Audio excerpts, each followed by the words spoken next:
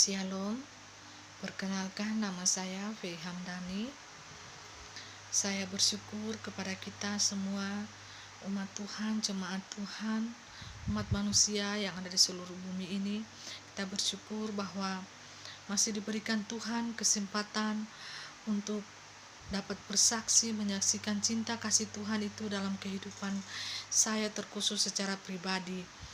Saya ingin menyaksikan bahwa sampai di detik ini saya bersyukur bahwa saya masih diberikan nafas kehidupan yang Tuhan karuniakan kepada saya, kekuatan, kesehatan yang boleh saya terima, yang saya boleh dapati sampai di detik ini. Saya bersyukur kepada Tuhan.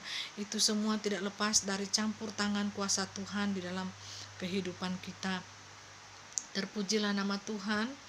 Saya bersyukur kepada Tuhan untuk karunia Tuhan yang telah diberikan kepada saya selaku hamba Tuhan. Diberikan Tuhan karunia penglihatan. Saya bersyukur karena Tuhan mengizinkan saya untuk mengalami proses demi proses di dalam kehidupan ini, ya, melalui proses penyiksaan saya awalnya di tangan dukun. Saya bersyukur karena Tuhan senantiasa baik kepada saya, dan di antara sekian banyak manusia, saya di antara salah satunya Tuhan pilih untuk menjadi hamba Tuhan, agar supaya melayani Tuhan dengan sungguh-sungguh, dengan hati yang tulus, dan dengan karunia yang Tuhan perlengkapi di dalam diri saya, yaitu karunia penglihatan. Saya boleh melayani Tuhan, menyaksikan kepada kita sekalian beberapa hal tentang karunia penglihatan ini, tentang mengenai virus corona ini yang sedang lagi mewabah. Saya telah diperlihatkan Tuhan dari tahun 2019, ya. Yang pertama itu Tuhan memberitahukan kepada saya melalui suara Tuhan di telinga saya, ya, yang berkata, "Hai umatku, mereka akan datang meraung-raung menangis di hadapanku." Umat Tuhan akan datang menangis dan meraung-raung di hadapan Tuhan. Ya, dari bulan Oktober saya diperdengarkan, ya, dan diperlihatkan beberapa hal oleh Tuhan Yesus Kristus untuk disampaikan kepada umat Tuhan supaya berjaga-jaga, mereka berjaga-jaga di dalam doa mereka. Dan saya diperlihatkan oleh Tuhan Yesus Kristus, yaitu kain putih yang bergelombang. Kain putih itu bergelombang, ya, seperti gelombang air laut, dan berdirilah di atas kain putih itu berjuta-juta manusia, ya. Dan di kain putih itu ada yang muntah, ada yang jatuh. Saya melihat itu, ya, di tahun 2019, ya, dari bulan Oktober, November, Desember. Dan suara Tuhan itu berkata, "Hai anakku, dengarlah, umatku akan datang menangis dan meraung-raung di hadapanku. Mereka akan datang kepadaku dengan tangisan mereka, dengan raungan mereka." Ya, di hari kelahiranku datang lagi suara Tuhan berpuluh-puluh kali, ya. Suara itu diulang-ulang terus, dan saya berkata bahwa ini sangat berbahaya. Jikalau suara Tuhan diulang-ulang, ya, sampai berapa kali datang di telinga saya, itu akan sangat berbahaya, kode yang berbahaya bagi dunia. Ya, Bapak Ibu Saudaraku yang dikasihi Tuhan, suara itu berkata bahwa di hari kelahiranku umatku akan datang menangis dan meraung-raung di hadapanku. Itu saya pikir 25 Desember ada apa dengan umat Tuhan, ya, dan Tuhan itu kode dengan dunia, bukan bangsa Indonesia ini tetapi dunia. Umatku akan datang dengan tangisan mereka, ya, dengan raungan mereka di hadapanku. Karena mengapa umat Tuhan itu akan datang dengan tangisan mereka, dengan raungan mereka akan datang meraung-raung di hari kelahiranku. Bapak Ibu Saudaraku yang dikasihi oleh Tuhan Yesus Kristus, karena apa? Karena selama ini hati Tuhan telah tersakiti. Tuhan melihat tingkah laku kita manusia ini sangat menyakiti hati Tuhan, sehingga apa? Sehingga berbalik, dan umat Tuhan itu akan datang di hadapan Tuhan itu menangis, berbalik, ya. dunia supranatural itu berbalik. Dia ingin umatnya lagi datang di hadapannya dengan tangisan dan dengan raungan mereka ya. Bukan saja pada tahun 2018, 2019, hati Tuhan itu sangat sedih melihat kita. Ya, umat Tuhan itu sangat sedih melihat kita. Ya, tetapi di tahun 2020 ini ya, seluruh umat manusia yang sedih datang di hadapan Tuhan, menangis, dan dengan tangisan dan raungan mereka akan naik ke atas. Ya, dan Tuhan melihat itu berbalik ya dua dunia ini. Dan saya menangkap bahwa disinilah di tahun 2020 ini kesabaran Tuhan itu nyata bagi kita. Ya, sehingga apa? Kita mendapat semacam murka Tuhan, yaitu melalui tula. Ya, tula penggenapan Alkitab kitab suci, yaitu penyakit sampar yang sangat menular. Penyakit virus corona ini sangat menular dengan cepat sekali dan sangat berbahaya. Virus ini ganas ya Bapak Ibuku saudaraku yang dikasihi Tuhan. Dia menular dengan cepat sekali di dunia ini. Ya, saya diperlihatkan dengan kain putih dan diperlihatkan sosok malaikat ya, sudah ada di video saya sebelumnya. Ya, di channel Sahabat Mani. Di sini Tuhan mengaruniakan kepada saya karunia penglihatan. Ya, saya melihat bahwa di dalam pandemi virus corona ini ada banyak hal yang Tuhan berikan kepada saya, kode-kode ya yang Tuhan berikan kepada saya, dan kode itu saya harus memecahkan itu di dunia nyata dengan hikmat Tuhan juga. Tetapi apabila saya tidak berpuasa, maka kode itu akan kabur ya, samar-samar, tetapi penglihatan itu nyata. Saya lihat tetapi untuk menerjemahkannya kabur.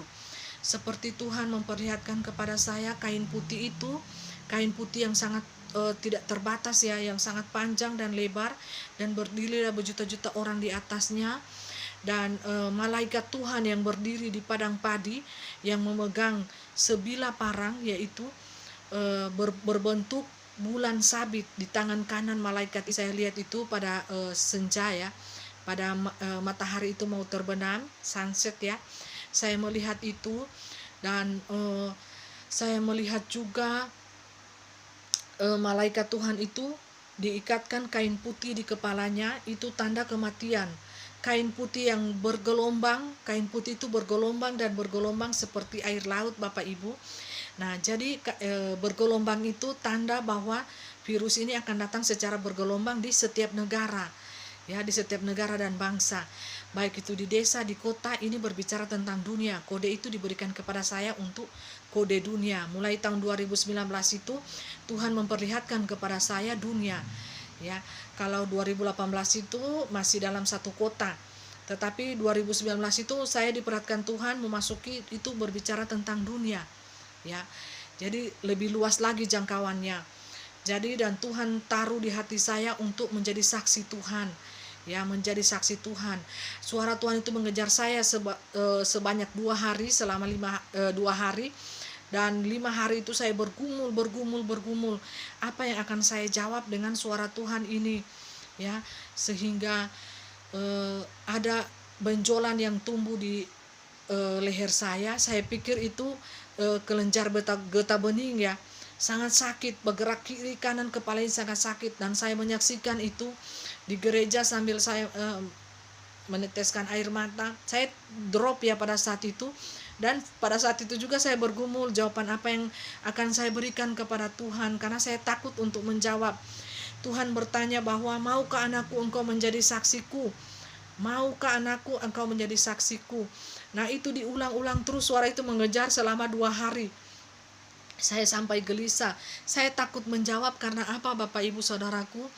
Karena jikalau saya mendapatkan pertanyaan seperti itu, maka saya takut ya. Saya trauma ya. Seperti trauma begitu, karena kalau suara Tuhan itu datang seperti begitu, itu akan terjadi penderitaan bagi saya.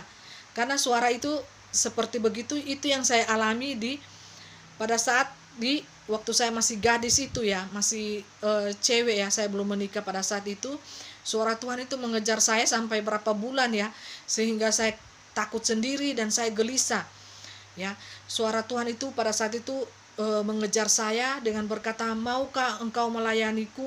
Anakku, maukah engkau melayaniku? Layanilah aku. Dikejar-kejar seperti itu, dan suara Tuhan itu mengejar saya dan diulang-ulang seperti itu, sehingga batin saya ini bergolak ya, saling antara keinginan manusia, keinginan duniawi saya dan batin ini dalam hati saya itu bergejolak ya, saling bertabrakan ya. Dan saya di situ ketika saya menjawab iya saya siap melayani Tuhan, dan mulailah proses itu, penderitaan demi penderitaan ya, persoalan demi persoalan, badai selalu datang menghimpit saya, penderitaan fisik, jasmani itu saya alami Bapak Ibuku, saudaraku yang dikasihi Tuhan. Dan ketika suara ini datang beberapa bulan lalu ya, sekitar berapa bulan lalu itu ya, 3 bulan 4 bulan lalu itu, suara itu mengejar saya selama 2 hari, sampai saya konseling ya, bertanya kepada salah seorang ibu pendeta, apa maksud daripada suara Tuhan ini, karena di dalam roh itu saya sering berbicara kepada Tuhan. Suara Tuhan itu saya akrab sekali ya dengan suara roh Tuhan itu. Kalau datang itu saya berbicara dan lama sekali ya, intim. Saya memang menjalin hubungan tidak secara dunia nyata ini, orang lihat secara dunia nyata ini saya ini cuek. Karena apa? Saya fokusnya di dunia spiritual dan supranatural. Nah, saya bertanya kepada salah seorang hamba Tuhan, ibu pendeta ya, apa maksud daripada suara Tuhan ini? Anakku, maukah engkau menjadi saksiku? Dan saya berkomunikasi di dalam roh itu, setelah dikejar ya selama berhari-hari dan timbul benjolan di sini, saya bilang tidak lama saya akan meninggal ini, seperti Olga Saputra, dan saya itu langsung kacau ya, saya pasrah. Saya bilang tidak lama, karena sakit sekali, benjolan itu seperti muncul seperti biji jagung muncul di leher saya ini, dan saya merasakan sakit. Saya menangis ya, bersaksi di persekutuan doa di gereja. Saya senang sekali bersaksi. Karena apa? Karena hidup saya ini penuh dengan kesaksian, banyak sekali kesaksian supranatural, spiritual yang saya alami, yang di luar mungkin logika, yang tidak bisa kita jangkau dengan logika kita manusia, itu yang terjadi pada diri saya. Dan inilah saatnya saya muncul sebagai saksi Tuhan. Saya ingin bersaksi karena saya dikejar dengan suara itu ya, beberapa bulan lalu sebelum saya membuat YouTube ya. Dan ibu pendeta itu berkata bahwa saya juga tidak tahu saya, karena pikiran saya ini, logika saya ini pada saat itu sudah blank ya saya, karena dikejar dengan suara Tuhan itu, maukah anakku engkau menjadi saksiku, maukah, itu terus menerus sehingga blank ya. Kalau kita dikejar dengan suara Tuhan itu, batin kita itu akan bergejolak dan blank, karena saya sudah mendeteksi, mengira-ngira secara manusia saya akan disiksa lagi ini, akan mengalami penderitaan ya. Seperti begitu Bapak Ibuku saudaraku yang dikasihi Tuhan. Sehingga seiring dengan waktu, saya juga tidak menyangka bahwa yang Tuhan inginkan itu menjadi saksi itu menjangkau seluruh dunia melalui YouTube, channel YouTube ini ya. Ya, saya belum tapi seiring waktu itulah yang terjadi, sehingga suara itu berhenti, sudah tak berhenti, stop. Dan ketika 5 hari kemudian timbul benjolan itu, saya langsung menjawab, tidak lama lagi waktu hidup saya ini, saya langsung cepat-cepat berkata di alam roh itu, berbicara, Tuhan saya siap untuk menjadi saksi Tuhan, apapun resiko yang akan saya alami, yang saya dapati, saya siap untuk menjadi saksi Tuhan. Nah, karena di alam roh itu saya berkomunikasi, saya bilang, Tuhan saya sudah menjadi saksi Tuhan Yesus Kristus, saya telah menjadi seorang pemberita, pembawa kabar sukacita, sorgawi, pembawa jalan damai, sukacita ke mana-mana ya, ke setiap orang. Saya sudah melayani Tuhan, dan suara Tuhan itu bilang, bukan ini anakku, bukan ini. Dan suara Tuhan itu berkata, maukah engkau menjadi saksiku, maukah anakku engkau menjadi saksiku. Dikejar-kejar sampai saya itu, pikiran saya blank, kayak kacau begitu. Dan saya meminta penjelasan dari salah seorang hamba Tuhan ya, dan saya membuat YouTube bersaksi ya, hilang ya, suara Tuhan itu tidak lagi mengejar saya, maukah anakku engkau menjadi saksiku ya. seiring dengan berjalan waktu proses Tuhan hilang ya. Tetapi Bapak Ibu Saudaraku yang dikasihi Tuhan, itulah keajaiban Tuhan, kuasa Tuhan. Tuhan tidak memaksa saya, tetapi Tuhan itu meminta kerelaan hati saya. Dengan kehendak bebas saya, Tuhan berkata, maukah engkau menjadi saksiku anakku? Walaupun saya berkata saya sudah menjadi tetapi menjadi saksi Tuhan, tetapi bukan itu maksud daripada Tuhan. Yang Tuhan inginkan itu adalah menjadi saksi untuk jangkauan yang lebih luas lagi. Seperti saya membuat video ini, YouTube ya, untuk YouTube seluruh dunia bisa menonton dan melihat ini. Jadi Bapak Ibu Saudaraku yang dikasihi oleh Tuhan Yesus Kristus, saya ingin menyaksikan bahwa karunia penglihatan ini yang saya dapati ini tidak gampang. Ya, banyak hamba Tuhan yang ingin memiliki karunia seperti yang saya punyai ini, yang saya dapati seperti sekarang ini. Tetapi mereka tidak melihat bahwa proses yang saya alami yang 20 tahun lalu itu, mereka tidak melihat itu. Mereka hanya mengatakan bahwa kami juga ingin memiliki karunia seperti ibu punya, yang ibu miliki ini, karunia penglihatan.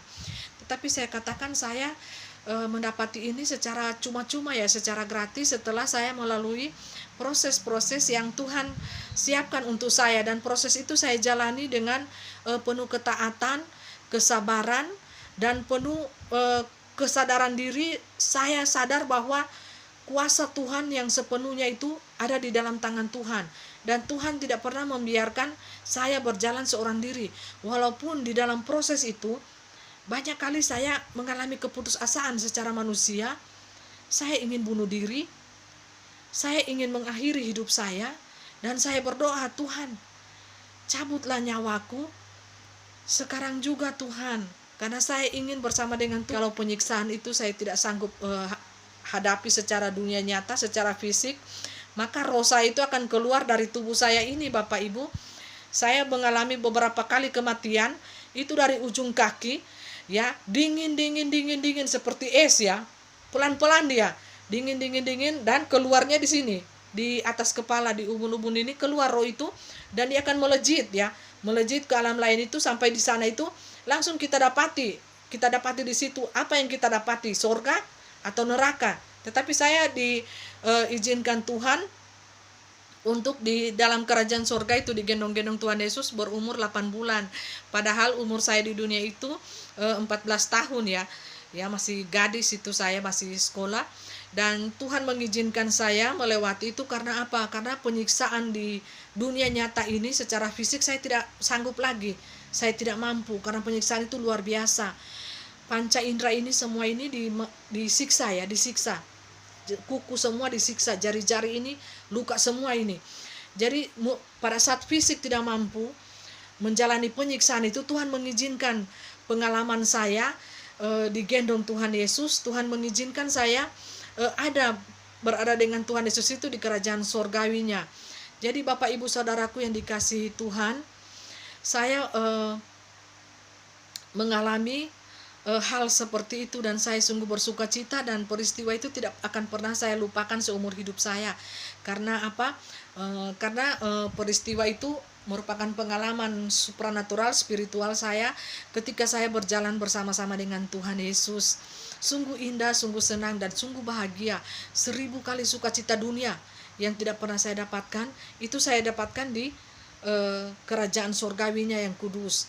Jadi Bapak Ibuku, saudaraku yang dikasihi oleh Tuhan Yesus Kristus, pada saat ini saya memperkenalkan diri saya. Ada juga video saya, mungkin sebagian dari kita telah menyaksikannya. Dan penglihatan itu mulai dari satu demi satu diperlihatkan Tuhan mengenai COVID-19 ini. Dan malaikat Tuhan berdiri dengan berikatkan kain di kepalanya, itu kain putih, itu kematian, angka kematian yang cukup banyak. Dan ada kereta kematian yang saya lihat. Di dalam kereta itu banyak suku bangsa yang saya lihat di situ, dan saya masuk di dalam kereta itu Bapak Ibu. Saya melihat full kereta itu terisi dengan orang yang memakai masker juga ya, di mulutnya itu memakai masker semua, dan tidak ada ujungnya. Saya melihat mencari ya ujung kereta itu, tidak ada.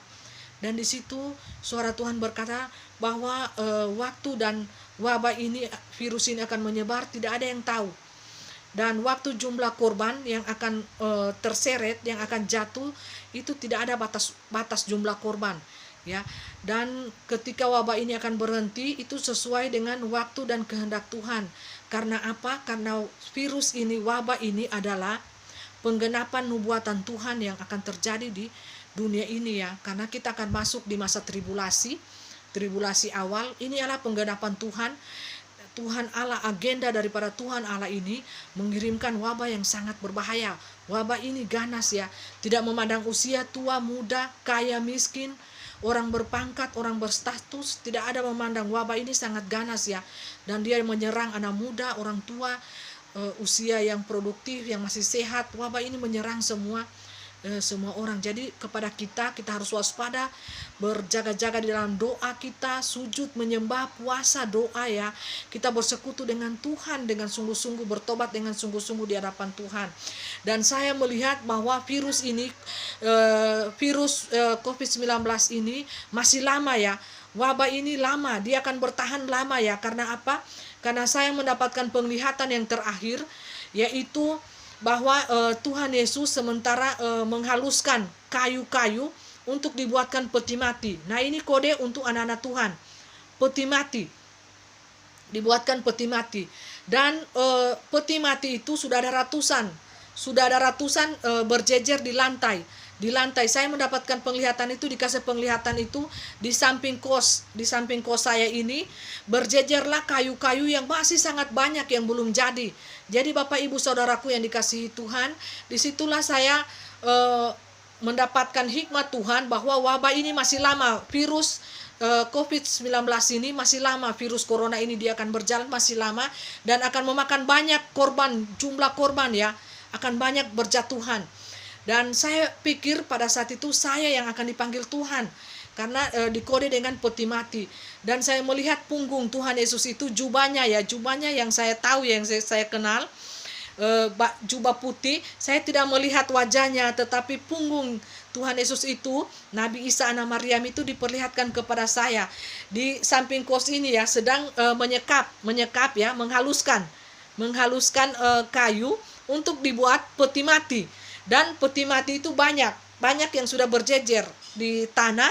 Dan sementara itu kayu-kayu yang belum jadi itu banyak sekali saya lihat berdiri, teratur rapi, tertata rapi di samping kos saya ini, ya. Ada halaman kos ini luas, ya, banyak sekali. Nah, di situ dengan hikmat Tuhan diberitahukan di kode bahwa waktu virus corona ini masih lama, ya, karena masih banyak kayu-kayu yang belum jadi untuk dibuatkan peti mati. Dan di situ kode juga bahwa banyak korban anak-anak Tuhan, umat manusia akan berjatuhan, ya, dengan seiringnya berjalannya virus corona 2019 ini. Jadi Bapak Ibu Saudaraku yang dikasihi Tuhan, kita berjaga-jagalah di dalam doa kita, di dalam roh kita, di dalam roh dan kebenaran. Di dalam hidup kita sungguh-sungguh berjaga-jaga, bertobat dan persiapkan diri kita masing-masing. Ya, jikalau ada gaun kita masih kotor, kita ganti dengan gaun yang putih yang telah Tuhan siapkan, yang telah dicuci dengan darahnya, darah penebusan anak domba itu di atas kayu salib. Kita persiapkan diri kita sebaik mungkin. Kita persiapkan hati kita, persembahkan hati kita itu yang indah di hadapan Tuhan. Kita persiapkan hati kita, jangan ada iri dengki, jangan ada sakit hati, jangan ada kepahitan, jangan ada apapun sampah-sampah hati yang melekat di dalam diri kita. Karena apa? Diri kita sendirilah yang akan merugi jikalau kita menyimpan sampah-sampah itu di dalam hati kita, di dalam hidup kita. Buang itu semuanya, perbaiki hati kita, persiapkan hati kita, hidup kita yang sungguh-sungguh di hadapan Tuhan. Karena kita tidak tahu bahwa Tuhan datang itu kapan, dan roh kita, nyawa kita sendiri pun kita tidak tahu kapan Tuhan akan ambil. Melalui peristiwa corona ini, ya, akan jatuh banyak korban. Dan saya berpikir pada saat itu bahwa saya tidak lama lagi akan meninggal, ya, karena banyak peti. Tetapi saya berpatokan bahwa banyak peti mati yang saya lihat di bawah itu, yang di lantai ratusan. Jadi saya berkata, oh Tuhan, berarti bukan cuma saya yang meninggal, anak-anak Tuhan, berarti akan banyak, ya. Tetapi Tidak ada, suara itu tidak menjelaskan apapun. Saya hanya diberikan penglihatan pada saat itu seperti itu. Dan saya menangkap dua hal, yaitu banyak anak Tuhan yang akan pergi menghadap tahta Bapa Surgawi. Dan waktu virus ini masih lama ya, karena banyak kayu-kayu yang dipajang di dinding kos saya ini, ya, rumah saya ini masih banyak yang belum jadi, dan itu masih sementara dibuatkan peti ya Bapak Ibuku. Jadi berjaga-jagalah kita, dan kita memelihara tubuh kita ini dengan makanan yang sehat, olahraga ya. Walaupun olahraga di rumah saja, kita putar musik ya, kita putar musik yang happy, yang menaikkan imun kita ya, supaya hati kita ini tetap bergembira. Kita jangan lesu, jangan patah semangat ya, walaupun di tengah-tengah gelombang masalah pandemi virus corona ini, di tengah-tengah tekanan hidup yang susah ya pada saat ini. Saya pada saat ini sungguh-sungguh bersyukur ya, walaupun hanya makan minum, terutama nafas kehidupan ini, saya sungguh bersyukur. Setiap hari saya bilang, saya berkata, Tuhan, saya masih Tuhan izinkan melihat indahnya matahari pagi, kicauan burung-burung ya. Di kos-kosan ini banyak sekali pohon-pohon, dan di situ banyak sekali bertengger berbagai macam burung ya. Dan pagi-pagi itu, subuh-subuh itu sudah terdengar suara burung. Saya bersyukur dan saya menaikkan ucapan syukur saya di dalam roh saya. Saya bersyukur, Tuhan, saya masih bisa diberikan nafas kehidupan untuk saya menikmati di hari ini. Saya diberikan nafas kehidupan dan saya pakai untuk hidup saya yang singkat ini, di waktu detik-detik terakhir ini, saya pakai untuk menyaksikan cinta kemurahan Tuhan dalam kehidupan saya. Terpujilah nama Tuhan. Kiranya perkenalan awal kesaksian video ini kiranya dapat menguatkan kita, dan kita akan berlanjut di video-video yang akan selanjutnya yang akan saya berikan kepada kita. Nontonlah dan jangan lupa subscribe dan di share, bagi ya kepada teman-teman kita, saudara kita, agar supaya kita diberkati semuanya oleh Tuhan, baik itu berkat rohani maupun berkat jasmani ya. Jadi jangan Anda khawatir menonton video ini, karena Anda akan menemukan jalan yang lurus itu hanya melalui Tuhan Yesus Kristus yang telah mengorbankan tubuh jiwa rohnya di atas kayu salib. Demi kasihnya kepada kita, demi kasihnya kepada dunia ini, Dia rela mengorbankan hidupnya, dirinya, penebusannya, karya penebusannya itu di atas kayu salib. Dia rela turun dari sorga kerajaannya yang kudus di tengah-tengah dunia ini. Karena apa? Karena betapa berharganya manusia ini di mata Tuhan. Karena betapa bernilainya manusia kita ini di hadapan Tuhan. Untuk itu karya penebusan itu harus terjadi. Yesus yang menebus itu semua dibayar lunas tuntas di atas kayu salib dengan pengorbanannya yang maha kudus. Terpujilah nama Tuhan. Kiranya kesaksian saya ini, renungan kita pada saat ini bisa menguatkan kita, menghibur kita, dan tetap semangat. Kita tetap bersuka cita, happy, dan daya tahan tubuh kita ini kita harus jaga dengan berbagai macam vitamin, makan vitamin, makanan yang bergizi, dan jangan lupa kita gerakan tubuh kita, olahraga ya, walaupun di rumah saja kita tetap berolahraga. Terpujilah nama Tuhan. Tuhan Yesus memberkati kita sekalian. Amin.